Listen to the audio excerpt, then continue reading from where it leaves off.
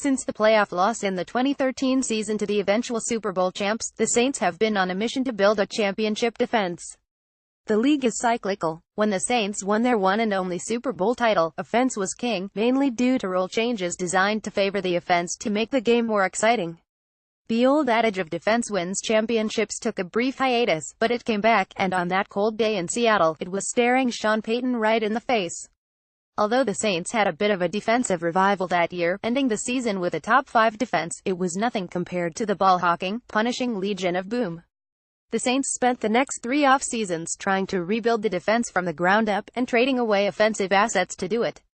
The team tried to stock as much young talent as they could as well as adding veteran talent in free agency, with varying degrees of success. But all that led to 3 straight 79 finishes, and a fan base tired of the same script acted out over and over again. Many, including myself, had come to believe that Sean Payton has lost his ability to effectively run a team. Even Breeze was becoming noticeably doubtful, and many considered this a make-or-break season for Payton. Everyone was cautiously optimistic about the defense's performance in the preseason, cautiously because they had looked good before in preseasons past and faltered when real games were being played. However, the first 2 games of the year produced flashbacks for a fanbase with PTSD, busted coverages, giving up 3rd and longs, being fooled by misdirection plays. It was also familiar, tired, blah, which makes the defense's performance the past 5 games that much more surprising. It would one thing for the team to come out looking more like the defense we saw in preseason, with the hopes and cautious optimism of the fanbase being rewarded in a big way.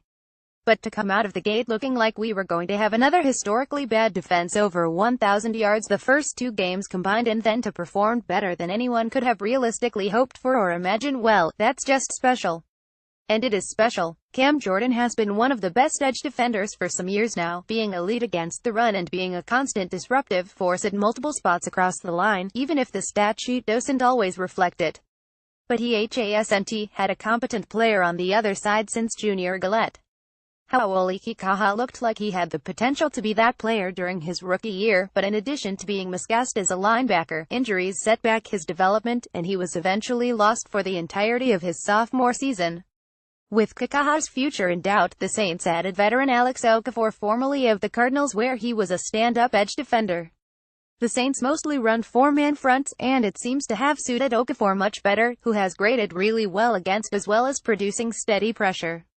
Rookie Trey Hendrickson has started to see his snaps increase and has rewarded the team with real production. That, coupled with the second-year leaps from Rankins and Onyemata, Jordan finally has a line who can turn his past near misses into actualities. But probably the biggest reason for Jordan's increased production is opposing quarterbacks really don't have anywhere to go with the ball. I admittedly didn't know much about Marshawn Lattimore when we drafted him, mainly because no one expected him to fall to the Saints, so I didn't watch any of his tape or read much about him at all. But after the Saints drafted him, I watched about 45 of his games.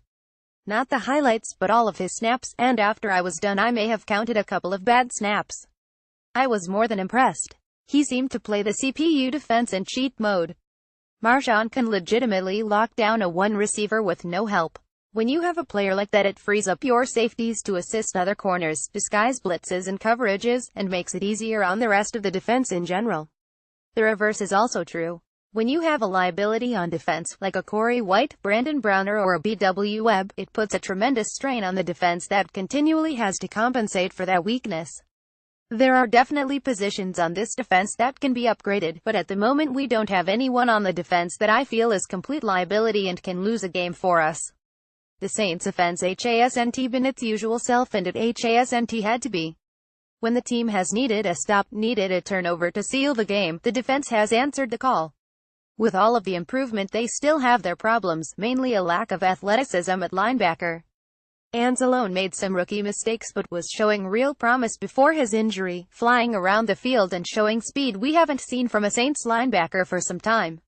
And as many have pointed out, it was ironic that the play he was injured on was a play that no other linebacker on the team could make. To compensate, the team started deploying more 3 and 4 safety sets, effectively making Kenny Vaccaro the old nickel corner. The logic is simple. Vaccaro gives them the athletic ability to cover slot receivers, tight ends and backs out of the backfield while providing the strength to hold up in run support. No nickel corner can provide that, which is part of why PJ Williams hasn't seen the field as of late. And while the strength of the defense lies in their young secondary, it's also their weakness. They can be confused by press-snap movement, especially when they're in zone coverage. I chalk that up to a lack of experience and just learning how to communicate with each other. That's correctable. The offense may see some steady improvement as the year goes along, but it's pretty much is what it is. It won't be confused with the dynamic offenses of the past, but it's still an offense most NFL fans would love to have. And with a defense that can bail them out when things are slow, they're well on their way to ending this playoff drought.